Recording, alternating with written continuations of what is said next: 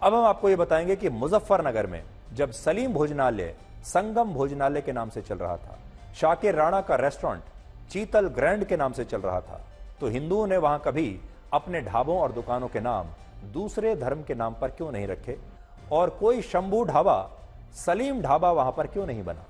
लेकिन उससे पहले आप यह देखिए कि इस पर आज अमेरिका ने क्या कहा है।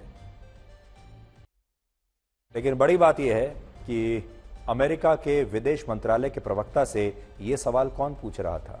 यह सवाल पूछा है पाकिस्तान के एक पत्रकार ने। अब जरा दोबारा से मैं आपको बताता हूं। एक पाकिस्तान का पत्रकार है जो भारत के खिलाफ सवाल पूछता है, जिसे मुजफ्फरनगर की बड़ी चिंता है, जिसे योगी आदित्यनाथ अच्छे नहीं लगते, जिसे प्रधानमंत्री नरेंद्र मोदी अच्छे नहीं लगते, और वो जहरीले सवाल वहां बैठकर अमेरिका की सरकार से पूछता है। असल में ये एक बहुत बड़ा रैकेट है। अमेरिका में बहुत सारे पत्रकार पाकिस्तान के और कुछ और दूसरे देशों के ऐसे हैं जो एक एजेंडे पर काम करते हैं।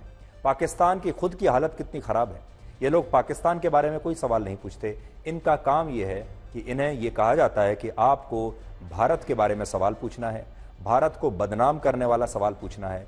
और खास तौर पर पाकिस्तान के जो इस तरह के पत्रकार हैं, ये अपने सवालों में अपनी टिप्पणी भी डालते हैं, और सवाल कुछ इस तरीके से होते हैं जिससे अमेरिका में सुनने वाले लोगों को यह पता चले कि भारत में मुसलमान खतरे में है, भारत में मुसलमानों पर अत्याचार हो रहा है, और भारत में अल्पसंख्यक खतरे में आ गए हैं, लोकतंत्र खतरे में आ गया है, और मुसलमानों पर जबरदस्त अत्याचार है। इसलिए पाकिस्तान का यह पत्रकार आज उत्तर प्रदेश के मुजफ्फरनगर में क्या हो रहा है उसे लेकर बड़ा चिंतित है। और अमेरिका को भी देखिए, अमेरिका ऐसा नहीं कि अमेरिका के जो लोग हैं, प्रवक्ता हैं, ये बड़े सीधे हैं, शरीफ हैं, इन्हें कुछ पता ही नहीं चलता। ये सब जानते हैं, इन्हें सब पता है कि यहां एक सेटिंग से काम होता है। इस तरह के पत्रकारों को वहां बैठाया जाता है, वो भारत विरोधी एजेंडा के साथ सवाल पूछते हैं, और अमेरिका के ये जो प्रवक्ता हैं, ये बड़ी खुशी खुशी इन सवालों के जवाब भी देते हैं और अपने आप को एक हेडमास्टर साबित करते हैं, और कहते हैं कि हाँ, भारत में जो हो रहा है हम उस पर नजर रखे हुए हैं, और भारत में ऐसा नहीं होना चाहिए और वैसा नहीं होना चाहिए, और अमेरिका तो ह्यूमन राइट्स का चैंपियन है, और हम देखेंगे, ये करेंगे, वो करेंगे। यानी पूरी एक सेटिंग है कि पाकिस्तानी पत्रकार इस तरह के सवाल पूछेंगे, फिर अमेरिका की सरकार का जो प्रवक्ता है उसका जवाब देगा, और उसे जो कहना है वो कहेगा, और फिर पूरी दुनिया में इसे दिखाया जाएगा। तो ये सेटिंग वाला सवाल है और सेटिंग वाला ही जवाब है। अब वापस अपने देश पर आते हैं। दूसरे देश तो बड़ा एजेंडा चला ही रहे हैं, पाकिस्तान के जैसे देश एजेंडा चलाते हैं, और अमेरिका जैसे देशों को ऐसी बातों पर भारत को दबाव में डालने का मौका मिल जाता है, और उन्हें भी अच्छा लगता है। अब देखिए, दुकानों पर नेम प्लेट लगाने को लेकर आज एक बहुत बड़ा सवाल हम आपके सामने लेकर आए। आखिर ऐसा क्यों हो गया कि यह आदेश सिर्फ एक कौम के खिलाफ, एक धर्म के खिलाफ माना गया, और यह कहा गया कि यह सिर्फ मुसलमानों के खिलाफ है? अगर दुकान और किसी ढाबे के संचालकों के लिए असली नाम अपना बताना और घोषित करने का आदेश आया है, तो यह आदेश असल में सभी के लिए था, चाहे वो किसी भी धर्म का हो, चाहे वो हिंदू हो, मुसलमान हो, सिख हो, ईसाई हो, पारसी हो, यह आदेश सबके लिए आया है। अगर आज आप किसी पारसी को कहें कि आपको अपने ढाबे पर यह बताना होगा कि आप पारसी हैं, तो बताएगा।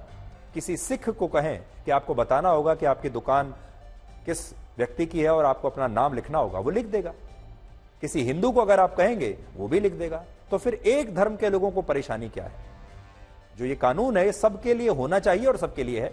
लेकिन देखा यह गया कि जिन लोगों ने ढाबे, दुकान या रेस्टोरेंट के नाम बदले, वो ज्यादातर एक ही धर्म के थे, और वो ज्यादातर मुसलमान थे।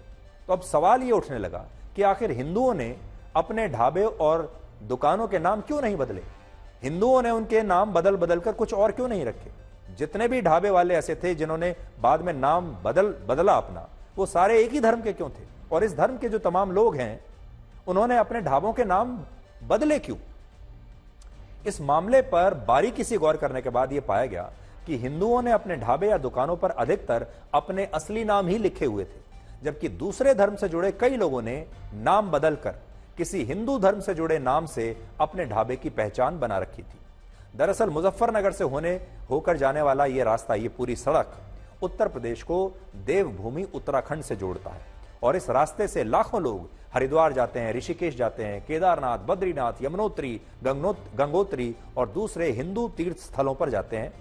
और उनकी कोशिश रहती है कि इस दौरान उनके खाने पीने की शुद्धता बनी रहे। देवस्थान पर जाने से पहले मांस, मछली, अंडा ही नहीं, ऐसी जगहों से भी दूर रहना चाहिए, ऐसा जो है कहा जाता है। ऐसी जगह जहां पर इस तरह का खाना बनता है, जहां पर मांसाहारी खाना बन रहा है, जहां पर मान लीजिए बीफ पकाया जा रहा है, श्रद्धालुओं को ऐसी जगह पर खाना तो दूर, ऐसी जगहों से दूर रहना चाहिए, ऐसी मान्यता है। ऐसे किसी व्यक्ति के हाथ से खाना नहीं खाना चाहिए जिसने मांसाहार तैयार किया हो, बनाया हो।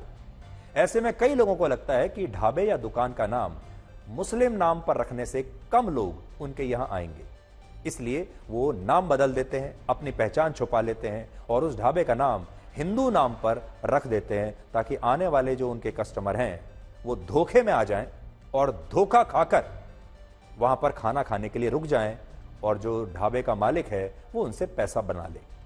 मुजफ्फरनगर उत्तर प्रदेश का वो जिला है जहां 57% आबादी हिंदुओं की है, 41% आबादी मुसलमानों की है। यानी मुसलमान यहां कम नहीं है, अल्पसंख्यक नहीं है, लगभग बराबर की आबादी है। और बड़ी बात यह है कि यहां जिस तरह मुसलमानों ने अपनी दुकानों के नाम हिंदू धर्म के नामों पर रखे हुए थे, वैसा हिंदुओं ने नहीं किया।